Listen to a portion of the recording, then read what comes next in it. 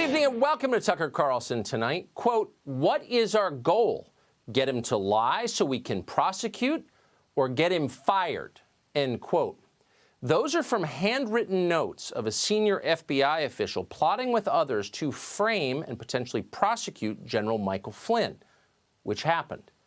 We told you earlier this week that it did happen and that a smoking gun was coming to prove it happened. That smoking gun is here tonight. We've got breaking details for you on it in just a moment. But first, we want to begin with an update on the state of this country.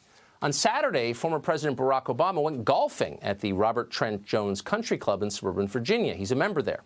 Obama was driven to the course about 40 miles from his home in the District of Columbia by a government chauffeur. Here's a picture of it from Politico. If you look, you can see that Obama is clearly enjoying himself, and honestly, why wouldn't he be? It's beautiful out on the links and airy. You'll notice there aren't many people around, and that's because both Virginia and Washington, D.C. are still under quarantine. Everybody else is locked at home, as they have been for more than a month, but not former President Obama. For him, golfing at his country club was an essential activity. Now, 2 days later, after this picture was taken, the beleaguered residents of Washington, D.C. began to receive a public service announcement on their phones. The message had been recorded at the request of the D.C. government by Barack Obama's wife, the former First Lady, Michelle Obama. Here's what the message said. Remember, we urge you to stay home except if you need essential health care, essential food or supplies, or to go to your essential job. Stay home except for essential health care, essential food, essential jobs. That is Michelle Obama's message to you. It didn't seem to occur to her that those standards might also apply to her family, and that's why she didn't mention essential trips to your country club. The fact that the rules apply to them doesn't seem to occur to anyone in power at the moment. Just a few weeks ago, Lori Lightfoot, the mayor of Chicago, was caught getting her hair done at a time when the city of Chicago had closed salons to mere civilians. Lightfoot's stylist ratted her out on Facebook. Her excuse, quote, I'm the public face of this city. I'm on national media, and I'm out in the public eye. In other words, said Lightfoot, I'm far more important than you are. Shut up. Across the country, our leaders are making a mockery of the quarantines they so enthusiastically enforce. They have no intention of abiding by the restrictions they impose on their fellow citizens. They have no interest in any scientific development, and increasingly there are many of them, that challenges the wisdom of their lockdowns. Day by day, evidence accumulates that mass quarantines are not achieving what politicians claimed they would achieve, not even close. Huge numbers of people have been infected anyway. Far fewer of them are dying than we expected. Our political leaders, meanwhile, pretend as if none of this is happening. Just yesterday, Maine Governor Janet Mills extended her state's lockdown into the indefinite future. She commanded citizens to remain in their homes except for essential activities and, quote, occasional grocery shopping. Mills prohibited bars and restaurants and summer camps and some state parks from opening. She made it illegal for hotels to book guests, even for future stays. She canceled every summer festival in the state.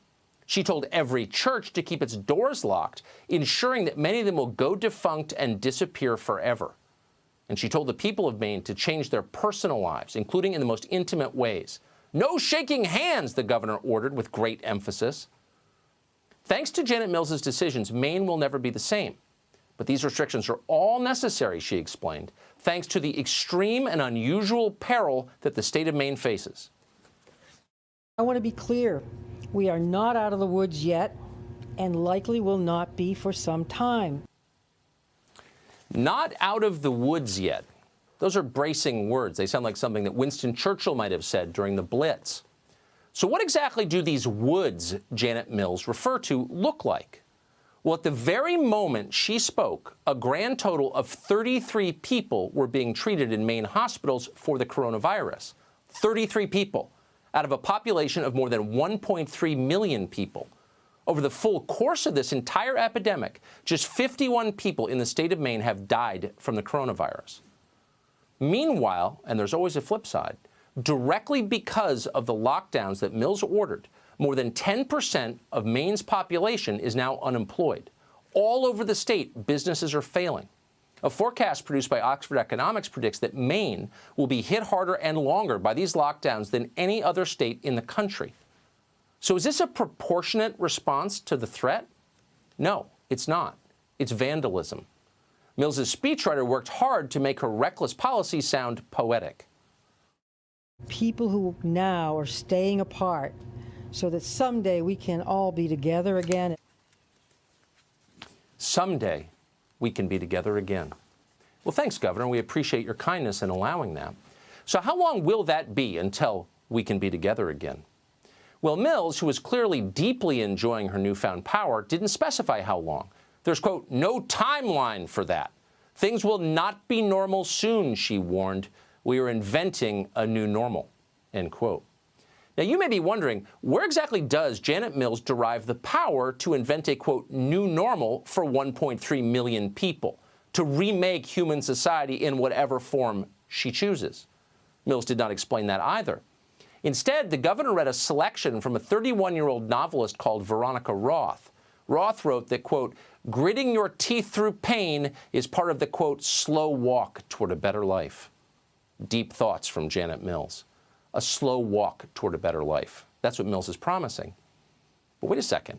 Wasn't this all supposed to be about a public health emergency, the latest epidemiology, science? Yeah, that was last month. It's now about, quote, a better life. People in power abuse their power. That may be the lesson here. The arrival of a terrifying new virus from China gave our leaders more power than anyone has had in the history of this country. 6 weeks ago, America was something resembling an imperfect democracy. We had an election on the horizon that we were sort of paying attention to. Back then, Andrew Cuomo was considered a thuggish, possibly corrupt regional leader. But suddenly everything has changed. Now, this is an oligarchy managed by bureaucrats and tech moguls, none of whom are accountable to voters. Our leaders are making decisions that will affect your family forever with virtually no oversight or accountability. And of course, they love it. We shouldn't be surprised they don't want it to end. Jeff Bezos, for example, has made billions of dollars since the lockdown began. How shocked are you that his personal newspaper, The Washington Post, is arguing at the highest possible volume that the lockdowns must continue? Not very shocked. They all feel that way. This is the best thing that has ever happened to them. It's their chance. Let's say you once tried to run the country, but on 2 separate occasions, voters rejected you. They disliked you, and they disliked your program so much that they elected a casino owner from reality television instead. What if that happened to you? You'd probably be pretty stung by it and bitter. And then one day you wake up and the country is in chaos. Normal life has been suspended. This is the perfect opportunity to impose your will on a paralyzed nation. You would seize that opportunity, and she has. Every form of health care should continue to be available, including reproductive health care that eventually and quickly, I hope, gets us to universal health care. This would be a terrible crisis to waste, as the old saying goes. More abortion! Universal health care! Those are the required responses to the Wuhan coronavirus, declares Hillary Clinton. Yeah. Every politician on all sides has an ideological wish list. Usually it's filled with strange and unlikely ideas that under normal circumstances are kept in check by voters. As a group, voters instinctively distrust ideology, and for good reason. No one's keeping those ideas in check now. Nobody cares what voters think anymore. It's time to govern without limits. Watch disgraced New York Mayor Bill de Blasio explain that as a matter of public health or something, we need more, quote, inclusion and equity.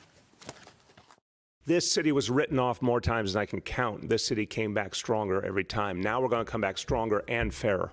Immediate actions the city government needs to take and build out as part of the bigger vision is a city task force on racial inclusion and equity, focusing on the disparities we're seeing already, making sure that we are addressing structural racism that is obviously present in the realities we're facing with this disease. So this pandemic is really about structural racism. That's what Bill de Blasio was telling us. Bet you didn't know that. Bet you assumed it was a virus. Remember? How confused are you? Doesn't matter, because Bill de Blasio doesn't care what you think. Like all of our leaders, from now on, he plans to do exactly what he wants. And he can.